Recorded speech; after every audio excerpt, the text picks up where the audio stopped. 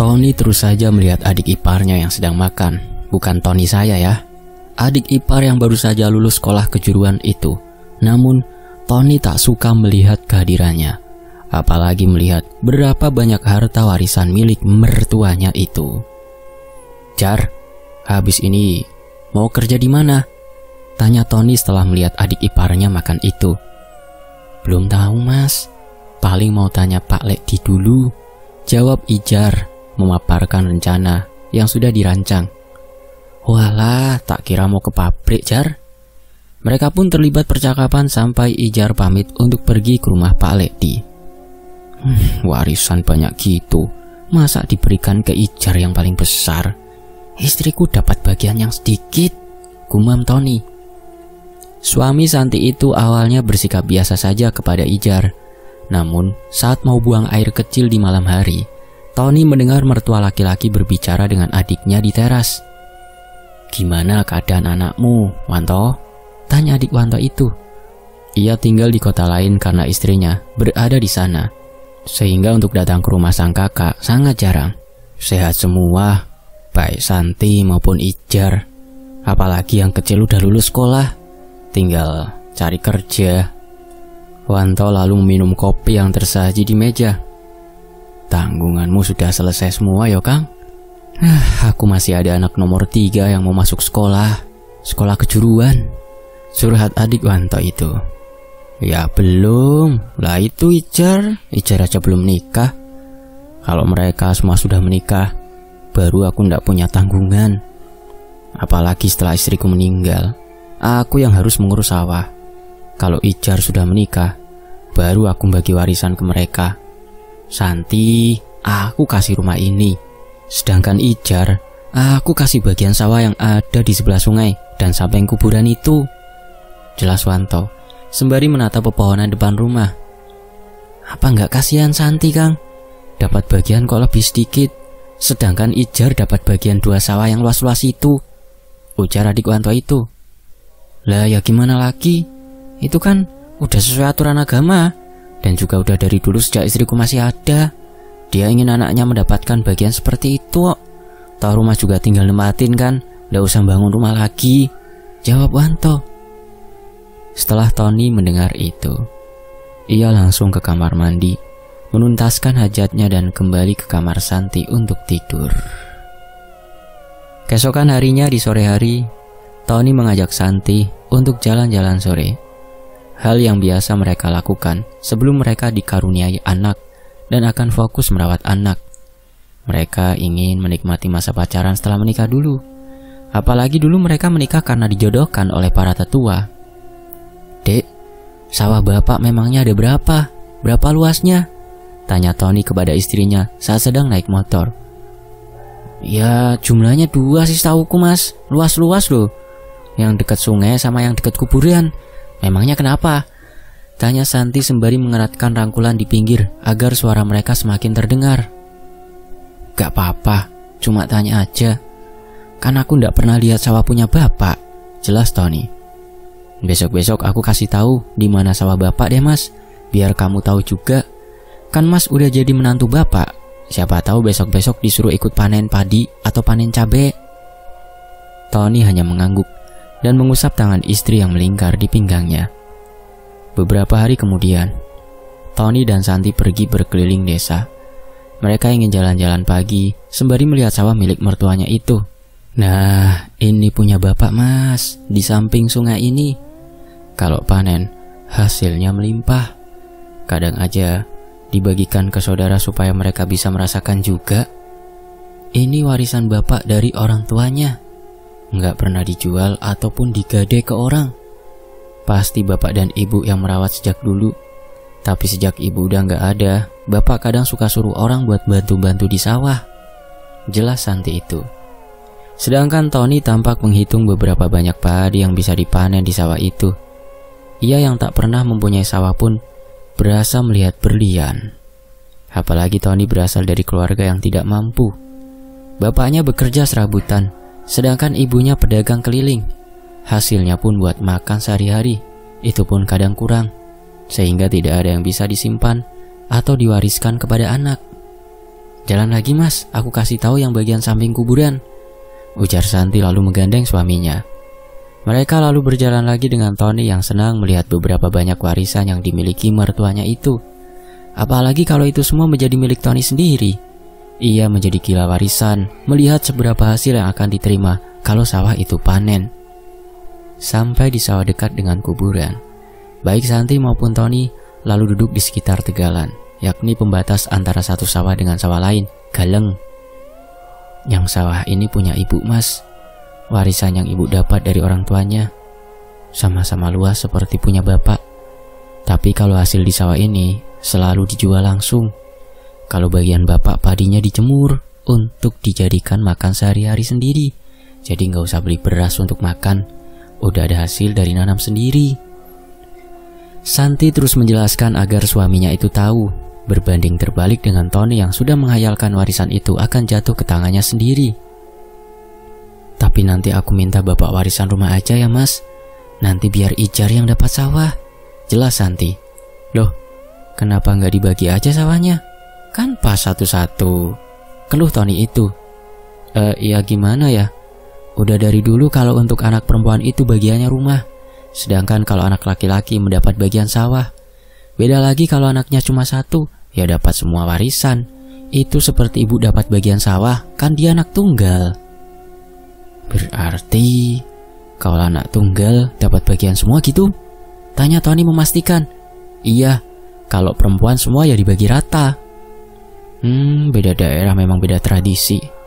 Pembagian warisan di desa Santi memang berdasarkan anak laki-laki atau anak perempuan. Itu sudah ada sejak dahulu. Berbeda di tempat daerah Tony tinggal, dibagi rata seluruh warisan untuk beberapa anak yang ada. Santi dan Tony pun kembali ke rumah setelah matahari sudah naik dan menampakkan sinarnya. Enak jadi Ijar dapat 2 sawah yang luas. Mana hasilnya panennya semuanya selalu melimpah, sedang istriku aja dapat rumah yang gak menghasilkan apa-apa. Gumam Tony yang duduk di ranjang kamar sendirian, sedangkan Santi berada di dapur memasak dan bebersih rumah. Aku harus ambil tindakan. Gak rela aku Ijar dapat banyak bagian seperti itu, gumam Tony lagi. Laki-laki yang dijodohkan agar menjadi pasangan yang baik malah menjadi bencana bagi keluarga Santi. Terlebih Ijar yang tak tahu apa-apa akhirnya punya musuh tanpa tahu apa masalahnya. Tony melakukan cara untuk mendapatkan warisan tanpa harus dibagi dengan adik iparnya itu. Laki-laki yang tak pernah tahu rasanya menjadi kaya itu serakah. Sudah enak hidup tanpa harus susah payah membangun rumah, malah ingin menguasai juga harta yang lain. Hingga tiba di malam Jumat itu, Tony pamit kepada Santi untuk pergi menginap di rumah orang tuanya. Awalnya Santi ikut, tapi Tony memberi alasan agar istrinya tetap berada di rumah saja. Untung saja Santi nggak ikut. Bisa batal aku dapat seluruh warisan, gumam Tony setelah keluar dari rumah istrinya. Tony pun pergi di tengah malam seperti anjuran dari temannya yang memberitahu di mana letak tempat dukun yang akan didatangi olehnya. Harus datang di malam-malam tertentu, dan di saat malam hari, Tony hanya membawa sejumlah uang. Tak perlu dia membawa sesajen ataupun bunga. Hal itu sudah disediakan saat sampai di sana. Sugeng enjing, Mbah, sapa Tony sembari mengetuk pintu rumah joglo yang lampunya temaram. Hingga tak lama, pintu itu pun terbuka oleh perempuan tua dengan mengenakan jarik dan kebaya. Tony pun dipersilahkan masuk dan duduk di ruang tamu dengan kursi anyaman khas rumah zaman dahulu. Ada apa gerangan kesini, anak muda? Tanya Mbah Dukun. Ia duduk berhadapan dengan Tony. Penampilan dengan rambut gondrong, jenggot panjang yang berwarna putih, dengan bau kemenyan saat laki-laki tua itu menghampiri. Saya mau adik ipar saya hilang, Mbah, agar semua harta warisan miliknya jatuh ke istri saya semua, jawab Tony tanpa basa-basi. Hilang atau mati? Kalau hilang bisa saja dia akan kembali lagi, tapi itu tergantung dari mahar yang bisa kamu kasih ke Mbah, jelas Mbah Gondrong yang mengelus jenggotnya. Saya punyanya uang 2 juta, Mbah. Mau hilang atau mati terserah Mbah saja. Yang penting harta warisan bisa jatuh ke tangan istri saya. Putus Tony, ia hanya membawa uang yang selama ini disimpan tanpa diketahui oleh Santi. Ya sudah, kamu masuk aja dulu ke kamar itu, nanti Mbak akan nyusul, jawab Mbah Gondrong lalu menoleh ke istrinya. Bu, ini uang buat beli sesajen. Tony menunggu lama di dalam kamar. Hampir saja ia tak kuat dengan bau bunga dan kemenyan yang menjadi satu. Wewangian yang tak biasa ia cium itu menusuk sekali baunya. Mbah Gondrong pun mengucapkan mantra yang tak pernah Tony dengar. Komat kamit bibirnya dengan memegang selembar foto Ijar yang dibawa oleh Tony dari rumah. Mbah Gondrong pun diberitahu tanggal lahir, weton beserta nama bapak mertuanya sebagai wali Ijar. Suami Santi itu menunggu lama. Mereka duduk berhadapan di atas tanah langsung yang dilapisi dengan tikar dari bambu. Bau kemenyan semakin menyengat saat foto Ijar diletakkan di atasnya. Foto itu terbakar perlahan. Ini ada bunga kantil. Taruh di mana adik iparmu saat kerja. Nanti kamu akan lihat kalau dia akan mati atau menghilang.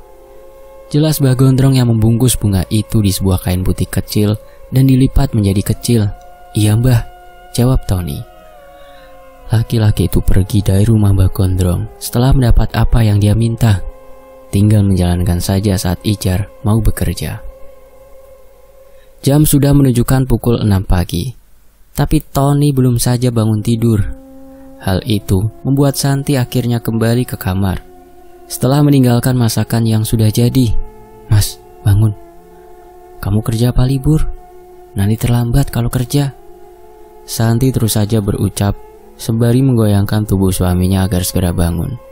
Apalagi ia takut kalau suaminya telat kerja dan akan dipotong gaji. Libur, hari ini libur dek, jawab Tony lalu kembali tidur setelah begadang pergi ke rumah Mbah Dukun. Oh ya sudah kalau libur. Nanti kalau udah lapar tinggal ambil di dapur aja ya. Aku mau berangkat kerja dulu ya, ucap Santi lalu siap-siap untuk berangkat kerja ke pabrik sepatu di kecamatan sebelah. Santi dan Tony memang kerja. Apalagi mereka baru beberapa bulan menikah. Belum ingin memiliki anak, mereka ingin pacaran dulu selama setahun 2 tahun. Hal itu didiskusikan sebelum mereka menikah. Sedangkan Tony kerja di pabrik kayu. Gaji yang dipakai sebelum menikah untuk membantu orang tuanya makan atau memberi uang jajan adik satu-satunya. Sehingga saat mereka akan menikah, Tony setuju kalau Santi akan kerja. Ijar kemarin pergi ke rumah Pak Ledi. Ia akhirnya ditawari untuk ikut kerja sebagai nelayan. Adik dari Santi itu pun akhirnya mau. Hingga 1 minggu lagi akan berangkat ke kapal. Mbak, besok kalau aku ke kapal, belikan kebutuhan buat kesana ya. Nanti kalau aku gajian, aku ganti uangnya, ucap Ijar saat duduk bersama dengan kakak satu-satunya itu. Ijar sejak kecil memang dekat dengan Santi. Apalagi mereka hanya 2 bersaudara, dekat satu sama lain. Terlebih saat itu, Santi pernah cerai dengan mantan suaminya, hingga membuat Ijar semakin dekat dengan kakaknya itu. Ia tak ingin kakaknya melakukan hal-hal tidak baik saat bercerai dengan mantan suaminya itu. Iya gampang itu. Nanti tinggal aku minta bule buat kasih tahu apa aja yang dibeli. Gak usah mikirin ganti uangnya. Yang penting kerja aja dengan baik, pulang dengan selamat. Apalagi ini kerjaanmu yang pertama. Simpan saja uangmu buat nanti ditabung untuk menikah kelak, jelas Santi sembari melihat adiknya yang sangat mirip dengan mendiang ibunya dulu. Iya Mbak, makasih ya. 2 adik beradik ini tidak tahu kalau ada manusia licik di rumah mereka. Apalagi Ijar yang hidupnya lurus-lurus saja, tak pernah mau berurusan dengan siapapun. Kalaupun ada yang tidak suka ya biarkan, yang penting dia tetap baik terhadap orang lain. Malam sebelum berangkat berlayar, tas Ijar ditata oleh Santi. Kakak Ijar itu mencocokkan barang apa yang sudah dibeli dengan catatan yang diberi bule, istri Pak Ledi itu. Namun Santi yang teledor menaruh tas itu di ruang tamu saja, hingga Tony pun bisa menjalankan aksinya, menaruh barang yang sudah diberikan Mbah Gondrong untuk ditaruh di tas Ijar.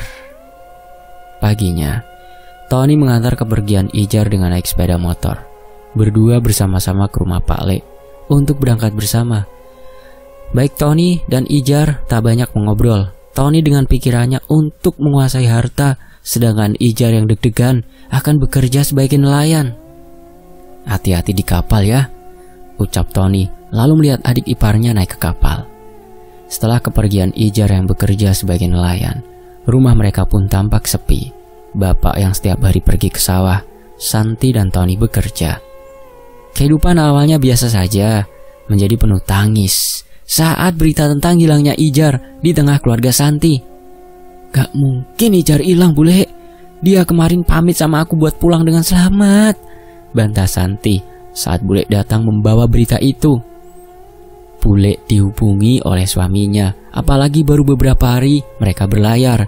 Masih ada sinyal yang masuk sehingga bisa menghubungi orang rumah. "Pak Lekmu yang ngabarin, San. Ini aja masih mencari di mana adekmu. Semoga segera ketemu dan bisa pulang dengan selamat," ujar Bule sembari menenangkan Santi. "Iya Bule, adik aku satu-satunya yang suka nempelin aku kemana-mana. Yang apa-apa selalu minta ke aku. Pasti dia kedinginan di sana, Bule," ucap Santi, mengenang bagaimana perangai adiknya yang tak pernah membuatnya marah itu. "Yang sabar ya San, nanti pasti bakal ketemu. Semuanya lagi nyariin adikmu. Dia hilang waktu habis makan. Katanya mau buang air besar. Udah lama kok ndak balik-balik." Bule menjelaskan kronologi ponakannya itu bisa hilang. Ijar memang punya kebiasaan aneh. Setiap selesai makan pasti akan ke kamar mandi buat buang hajat. Hal yang jarang sekali orang lain lakukan. Ditambah dengan barang yang sudah ditaruh oleh Tony di tas Ijar. Apalagi Ijar memang bukan yang rajin sekali ibadah. Adik Santi itu akan melakukan ibadah hanya setiap maunya saja, sehingga kalaupun ada segala jenis kiriman gaib akan langsung tembus. Seminggu sudah dilakukan pencarian. Dengan mengulik lagi jalur sebelumnya dan ada yang berenang, banyak hal sudah dilakukan. Tapi karena memang waktu yang digunakan untuk mencari sudah terlalu lama, akhirnya pencarian dihentikan. Pak Lek pulang dengan menumpang kapal lain yang mau pulang. Ia tidak berangkat melaut karena ingin menenangkan diri usai melihat ponakannya yang tidak ditemukan keberadaannya. "Udah Pak, nanti juga bakal ketemu kok. Kita doa sama-sama untuk Ijar. Semoga selamat dan ketemu," ucap Bule menenangkan suaminya. Setibanya Pak Lek masuk ke dalam rumah. "Ijar baru pertama kali melaut, Bu. Aku takutnya dia jatuh dari kapal terus tenggelam. Nah ini hilang gitu saja soalnya. Bapak menyesal sudah ngajak dia, Bu. Kalau saja dia nggak ikut, dia nggak bakal ngilang," ujar Pak Lek dengan penuh penyesalan. Ia tak nafsu makan. Bahkan tidur pun tak nyenyak saat ikut mencari keponakannya itu. Keponakan yang sejak kecil sudah ditinggalkan oleh ibunya itu memang dekat dengan Pak Lek dan Bule. Mereka seperti orang tua kedua bagi Ijar yang masih butuh kasih sayang. "Gimana ini Bu? Anak yang sudah kita besarkan diambil juga oleh Tuhan, Bu," ujar Pak Lek sembari menangis di pelukan istrinya itu. Dulu Pak Lek dan Bule punya anak laki-laki, namun dari masih bayi sudah diambil oleh Tuhan, sehingga saat ikut merawat Ijar, mereka berasa merawat anak sendiri. "Sudah Pak, nanti kita tanyakan ke Pak Rahmat. Siapa tahu beliau tahu keberadaan Ijar, Pak," saran Bule yang langsung disetujui suaminya. Semua keluarga, bahkan yang kenal Ijar, merasa kehilangan, namun tidak dengan Tony. Misinya untuk menyingkirkan Ijar terlaksana. Tinggal gimana caranya agar semua harta warisan itu bisa jatuh ke tangan sang istri sepenuhnya. Manjur juga Mbak Gondrong. Baru beberapa hari langsung bereaksi. Tinggal menikmati hasil warisan ini, gumam Tony yang saat itu sendirian di rumah. Bapak dan istrinya sedang di rumah Pak Lek untuk meminta kejelasan. Menurut Pak Rahmat, Ijar sudah diambil langsung oleh penguasa laut itu. Terlebih, Ijar masih jejaka saat melaut. Menurut mitosnya, penguasa laut itu akan mengambil laki-laki yang masih jejaka. Terlebih Ijar dalam keadaan disihir orang untuk dihilangkan. Mudah saja penguasa itu untuk mengambil ruh dan jasad Ijar. Yang harus mereka lakukan adalah ikhlas. Ijar sudah tidak dapat ditemukan lagi. Ia tak akan bisa kembali ke dunia ini. Adikku Ijar, kenapa kamu pergi gak kembali? Mbak belum bisa merawat Ijar dengan baik. Ijar kan janji mau pulang dengan selamat. Kenapa malah gak kembali? Santi terus saja menangis sembari mengucapkan ketidakrelaan ditinggal adik satu-satunya itu. Tetangga bahkan berkerumun melihat dan mendengar Santi berteriak dan menangis itu. Mereka ingin tahu kelanjutan pencarian Ijar. Hanya Tony yang tak nampak di antara kerumunan itu. Laki-laki yang dari awal tak menyukai pembagian warisan yang terkesan tidak adil itu membuatnya gelap mata. Ia melakukan segala cara agar adik tirinya hilang. Makasih Mbah, bunga kantil yang Mbah beri itu sudah manjur, ucap Tony di telepon. Ia menatap sekitar agar orang lain tak mendengar pembicaraan mereka. Iya, tapi kalau memang sudah manjur, Mbah minta tambahan lebih karena sudah berhasil menjalankan apa yang kamu perintahkan, jawab Mbah Gondrong itu di seberang telepon. Loh, lah kok gitu Mbah? Bukannya nggak gitu perjanjiannya? Tanya Tony khawatir. Ia tak menyangka akan dimintai uang lagi kalau apa yang diinginkan sudah terlaksana. Berarti kamu tidak menanyakan dengan yang memberitahu kamu kalau Mbah akan minta mahar lagi jika sudah terlaksana dan berhasil. Kalau tidak, ya bakal Mbah bongkar ke hadapan istrimu dan keluargamu biar mereka tahu kelicikanmu, ancam Mbah Gondrong lalu mematikan teleponnya.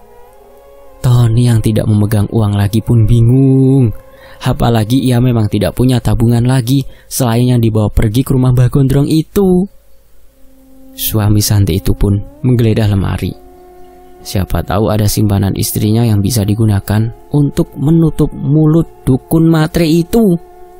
Dengan tergesa-gesa, Tony mengobrak-abrik tatanan baju dan celana yang sudah rapi. Tak dipedulikan lagi kalau Santi tahu apa yang dilakukan Tony. Mana sih ini simpanan Santi? Masa nggak ada sepeser pun yang ditaruh di lemari sih? Tanya Tony dengan wajah khawatir. Ia takut kalau tidak mendapatkan uang.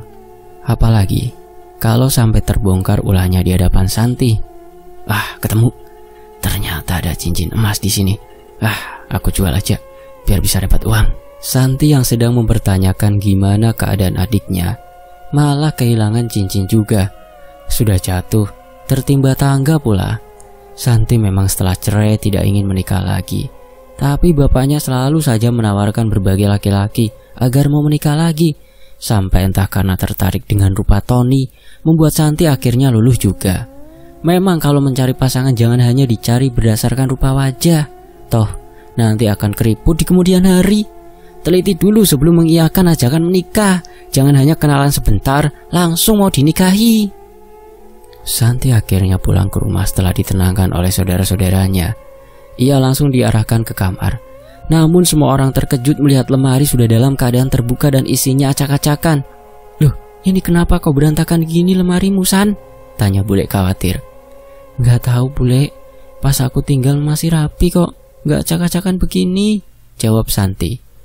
Bule pun menata semampunya, yang penting lemarinya bisa ditutup lagi, biar nanti Santi yang merapikan kembali.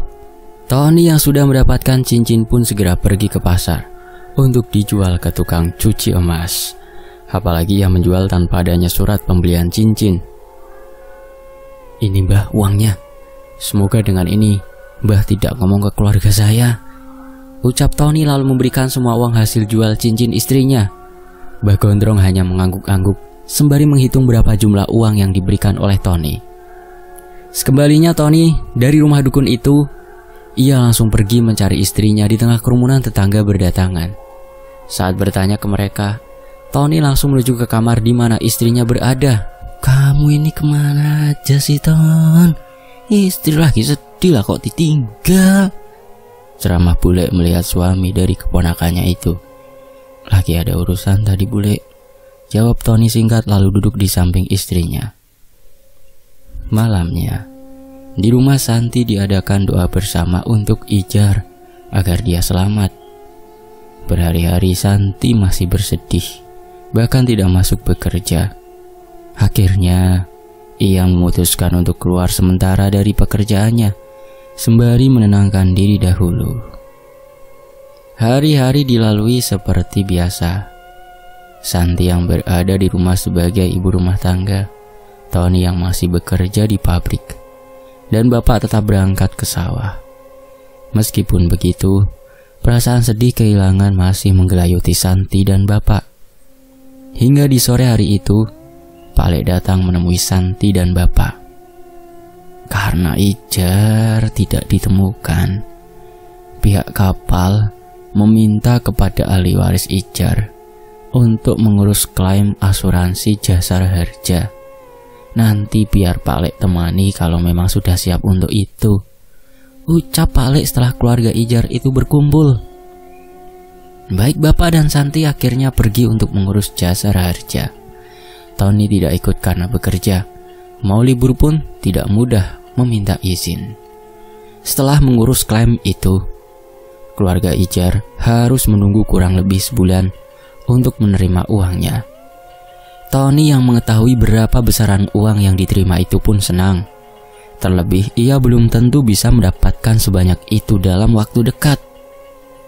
Niat hilangin ipar, malah dapat rezeki nomplok puluhan juta. Buat apa ya nanti uangnya? Gumam Tony yang senyum-senyum sendiri. Santi yang memang tak pernah kekurangan uang itu, tak memperdulikan akan uang yang didapat dari kematian adiknya. Ia merasa mengganti adiknya dengan uang jasara harja. Uang jasara harja kapan diambil, Dek? Tanya Tony penasaran. Besok kalau keluar pasti diberitahu, Mas, jawab Santi lemas.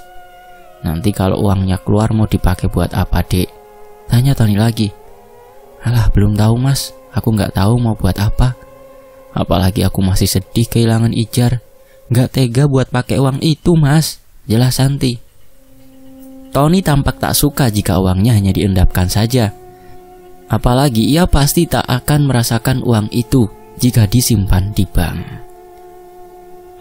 Dek, gimana kalau buat beli motor aja, Dek? Dulu kan Ijar pengen beli motor sendiri. Siapa tahu jika dibelikan motor, kita bisa mewujudkan impian Ijar semasa dia masih sama kita, rayu Tony yang menggunakan nama adik iparnya, padahal hanya untuk kepentingannya sendiri. Gitu ya, Mas. Nanti aku coba tanya bapak deh, baru kita beli kalau uangnya udah cair. Tony tersenyum setelah Santi beranjak untuk memberitahu bapaknya ia bisa membeli motor impian yang belum bisa ia beli sendiri. Singkat cerita, uang yang dinanti-nantikan pun cair. Santi yang mengambilnya bersama bapak. Uang itu disimpan Santi di bank. Pak Lek yang mendengar kalau uangnya akan digunakan untuk membeli motor pun protes. Ia tidak terima kalau uang itu digunakan untuk foya-foya. Kang, lah gimana sih sampean? Lah kok setuju aja uangnya buat beli motor? Tanya Pak Lek kepada bapak Santi usai mendengar uangnya sudah cair. Iya, gimana lagi? Anak-anak mintanya buat beli motor. Katanya dulu itu impian Ijar pengen punya motor sendiri, jawab bapak kepada adik sepupunya itu. Orangnya aja udah nggak ada. Yang pakai juga bukan Ijar kan. Uang itu banyak loh, Kang. Mending disimpan dulu aja. Siapa tahu besok-besok butuh, bisa punya simpenan. Jangan langsung buat beli motor gitu, jelas Pak Lek. Ia tak rela uang kematian keponakannya digunakan dengan asal. Kamu bilangin aja Santi, dia yang mau beli motor. Aku udah gak mau ikut campur dengan uang itu. Ingat Ijar aja bikin sedih. Pokoknya aku gak mau tahu, ucap bapak lalu terdiam merenungi anak laki-lakinya itu. Pak Lekdi pun bicara dengan Santi, tapi ponakan perempuannya itu tetap ingin menggunakan uangnya membeli motor. Tak peduli siapapun yang melarang. Toh uangnya sudah ada di rekeningnya sendiri. Seminggu kemudian, motor itu pun datang dari dealer. Motor baru dengan seri terbaru. Harganya separuh lebih dari hasil uang jasara harja. Pak Lek yang mendengar kalau motor itu datang pun tak mau lagi ke rumah Santi. Ia sakit hati. Uang kematian ponakan laki-lakinya digunakan tanpa campur tangan keluarga besar. Selain motor yang dibeli, ada juga beberapa perangkat elektronik yang berdatangan di rumah Santi. Siapa lagi kalau bukan Tony yang memprovokasi istrinya untuk membeli itu? Padahal sejak dulu, meskipun mempunyai uang, Santi dan Ijar diajarkan untuk hidup sederhana, beli barang yang sekiranya dipakai, makan yang cukup dan tidak usah bermewah-mewahan. Barangnya bagus ya, Dik? Ucap Tony sambil membuka barang-barang yang datang. Iya mas, jawab Santi singkat. Sejak menikah, Santi kerap kali menuruti apa kata suaminya. Mau disuruh ngapain aja juga nurut. Ia menjaga bagaimana agar pernikahan keduanya bisa awet. Santi tak ingin menjadi janda lagi. Untuk itu kalau melawan keluarga demi membela Tony pun Santi jalankan. Bunyi telepon berdering. Nama Mbah Gondrong terlihat. Tony menjadi takut kalau Santi melihat. Akhirnya ia menerima telepon di luar rumah. Halo, ada apa Mbah? Tanya Tony dengan pelan. Dapat uang banyak nih Ton. Lah, uang dari mana Mbah? Tanya Tony lagi. Terlebih tak tahu maksud Mbah Gondrong itu menghubungi laki. Uang jasara harja adik iparmu lah. Mbah tahu lah makanya tanya. Kalau kamu gak ngasih bagian ke Mbah, akan Mbah sebar kalau kamu yang membuat adik iparmu hilang itu. Ancam Mbah Gondrong. Laki-laki itu tahu bagaimana kehidupan Tony. Terlebih yang memberitahunya adalah tetangga Tony sendiri. Tetangga Tony itulah yang memberitahu Tony kalau ada dukun yang bernama Mbah Gondrong itu. Tetangga sekaligus teman Tony semasa sekolah. Kemarin kan udah dikasih Mbah. Masa mau minta lagi? Aku gak pegang uangnya, yang pegang istriku sendiri, jawab suami Santi. Pokoknya kalau kamu gak ngasih bagian, akan Mbah sebar ke semua orang kalau kamu itu licik. Jadi orang kaya baru saja sudah kelihatan watakmu. Mbah tunggu sampai besok. Kalau tidak dikirim, lihat saja apa yang akan Mbah lakukan. Setelah itu telepon pun terputus. Tony menjadi frustasi. Ingin menjadi kaya, malah diteror terus-menerus oleh dukun matre. Tony pun akan mencuri uang istrinya jika butuh untuk menutup mulut Mbah Gondrong. Selesai. Demikianlah sebuah kisah agar menjadi hikmah. Tony FS pamit.